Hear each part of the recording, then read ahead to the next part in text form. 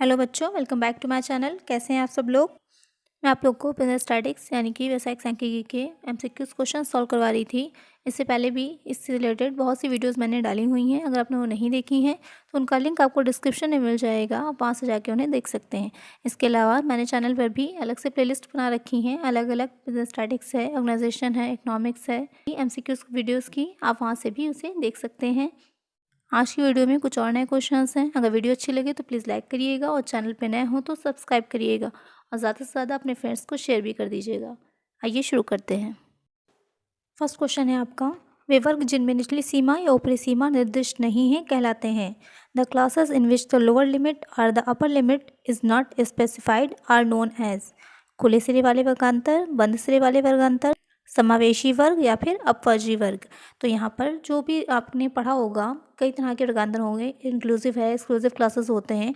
आपने एक चीज़ और पढ़ी होगी, मोर देन और लेस देन दे रखा होता है आपको क्वेश्चन में, जहाँ पर आपको लोअर लिमिट बता दी जाती है या फिर अपर लिमिट पता होती है, दूसरी लिमिट आपको नहीं पता होती है। तो वो वाले क्या कहलाते हैं, आपको जो बोलते नहीं इससे अधिक से कम, वो हो जाते हैं आपके खुले सिरे वाले वर्गांतर यानी कि ओपन एंड क्लासेस। तो यहाँ पर करेक्ट आंसर हो जाएगा आपका ऑप्शन ए।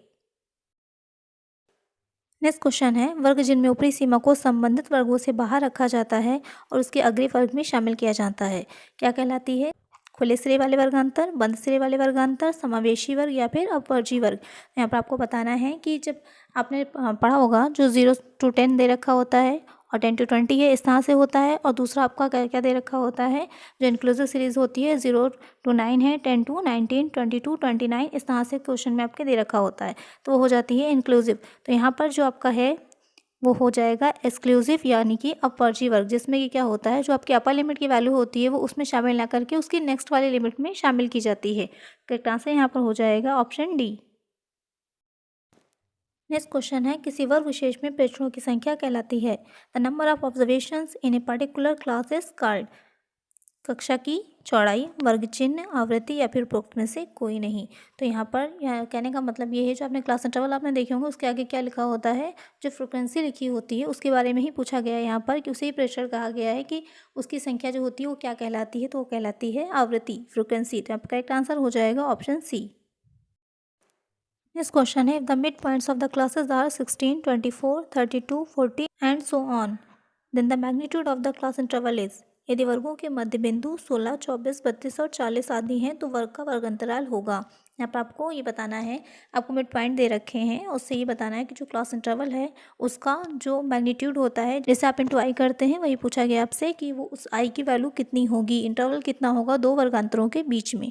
तो यहाँ पर 8 होगा, 9 होगा, 7 होगा या फिर 6 होगा। तो मैंने आपको बताया था कि किस तरह से मिड वैल्यू से हम क्लास इंटरवल को बनाते हैं। डिफरेंस कितना दे रखा है आपका, 16, 24 के बीच का डिफरेंस कितना हो जाएगा, 8 का डिफरेंस हो जाएगा। यही 8 का डिफरेंस में अगर हम क्लास इंटरवल बना रहे हैं तो उस 8 को हम हाफ कर देंगे तो 4 आ जाएगा। उस 4 को हम 16 में से एक बार लेस कर देंगे, एक बार ऐड कर देंगे। लेस करने पर क्या होगा, हमारी लोअर लिमिट पता चल जाएगी। लेस करेंगे तो आएगा 12 और अपर लिमिट जब ऐड कर देंगे तो आएगा 20। तो 12 to 20 क्या हो जाएगी, हमारा क्लास इंटरवल बन जाएगा पहला। तो डिफरेंस कितने का आएगा, 8 का आएगा। यही हो जाएगा हमारा आंसर। करेक्ट आंसर होगा ऑप्शन ए।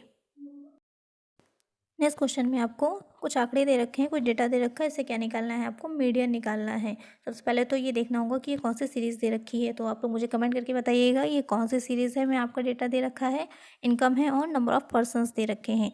तो उसको निकालने के लिए सबसे पहले इस सीरीज़ को हमें असेंडिंग ऑर्डर में यानी कि आरोही क्रम में क्या होगा, चेंज करना होगा। तो चेंज करने के लिए क्या होता है, आरोही छोटे से बड़े की ओर हो जाएगा। तो जब एक चीज़ का ध्यान रखिएगा, जो हम एक्स ले रहे हैं यानी कि जो आई ले रहे हैं उसके सामने जो फ्रिक्वेंसी है वही लिखिएगा। ये नहीं कि आप सिर्फ जो है एक्स की फॉर्म को यानी कि इनकम को चेंज कर दिया असेंडिंग में और फ्रिक्वेंसी एज इट इज़ लिख ली, तो गलत हो जाएगा।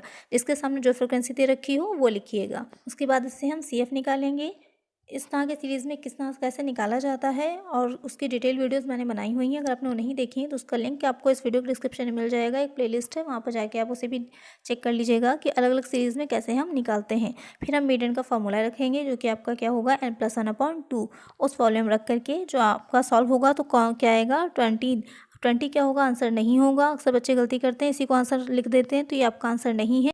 आपको ये देखना है कि जो 20 आया है वो किस सीएफ में आ रहा है। तो 20 आप देखेंगे आपका 3 छोटा हो जाएगा, 8 भी छोटा है, 23 क्या है, बड़ा है। तो इसी सीएफ में क्या होगा, ये 20 आएगा। तो इसके सामने की जो इनकम होगी वो हो जाएगा आपका आंसर। तो इनकम सामने की क्या दे रखी है, 10, यही हो जाएगा आपका आंसर। करेक्ट आंसर हो जाएगा ऑप्शन ए। नेक्स्ट क्वेश्चन दे रखा है, निम्न तालिका से बहुलक ज्ञात कीजिए। Calculate mode from the following table. यहाँ पर आपको सेंट्रल साइज बता रखा है और फ्रिक्वेंसी बता रखी है। उससे आपको क्या निकालना है, मोड निकालना है। तो इसके सबसे पहले हमें क्या करना होगा, बनाना होगा क्लास इंटरवल। तो इससे पहले के क्वेश्चन में मैंने आपको बताया था कि किस तरीके से हम सेंट्रल साइज यानी कि मिड वैल्यू से क्लास इंटरवल को बनाते हैं। क्लास इंटरवल बनाने के लिए क्या करेंगे, 10 आपके दिए रखी थी मिड वैल्यू, 10 को हाफ कर लीजिए, आ जाएगा 5। 5 को हम क्या करेंगे, एक बार 10 में से लेस कर देंगे, एक बार 10 में ऐड कर देंगे। लेस करेंगे तो 5 हो जाएगा और ऐड करेंगे तो क्या हो जाएगा, 15 आ जाएगा। तो क्या बन जाएगा, पहला आपका क्लास इंटरवल। इसी तरह से हम सारे क्लास इंटरवल अपने बना लेंगे। फ्रिक्वेंसी आपके क्वेश्चन में दे रखी थी।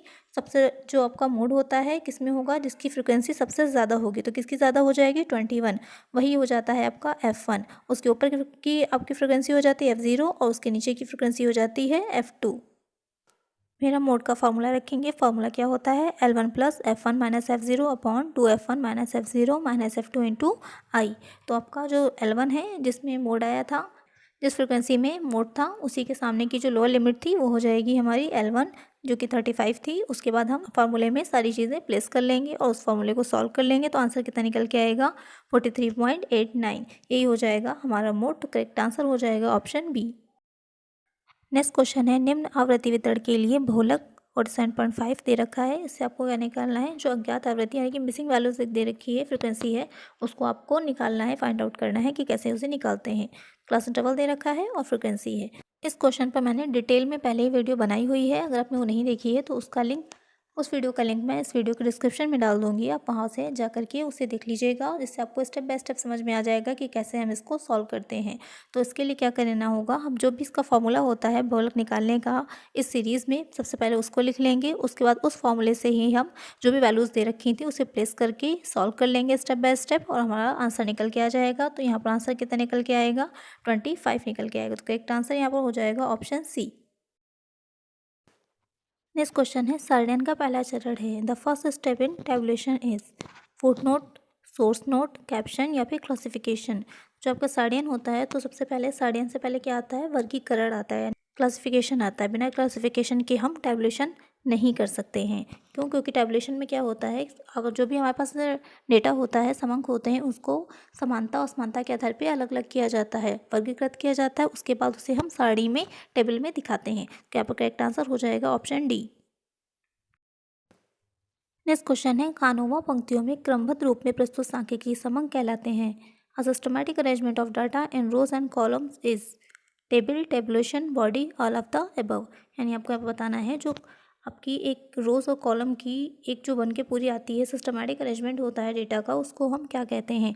तो वो कहलाती है आपकी सारणी यानी कि टेबल। और जो ये अरेंजमेंट किया जाता है, व्यवस्था की जाती है, इसकी जो पूरी प्रोसेस होती है, प्रक्रिया होती है, उसको क्या कहते हैं, उसको हम टेबुलेशन यानी कि सारणी कहते हैं। यहाँ पर करेक्ट आंसर हो जाएगा आपका ऑप्शन ए। नेक्स्ट क्वेश्चन है, सांख्यिकी सारणी का वह भाग जिसमें संख्यात्मक तथ्यों को रखा जाता है।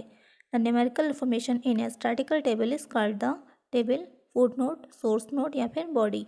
तो जिसमें आपकी मेन इन्फॉर्मेशन रहती है, न्यूमेरिकल इन्फॉर्मेशन, वो होता है कलेवर यानी कि बॉडी, जिसको कि आप मुख्य भाग भी कहते हैं। यहाँ पर करेक्ट आंसर हो जाएगा ऑप्शन डी।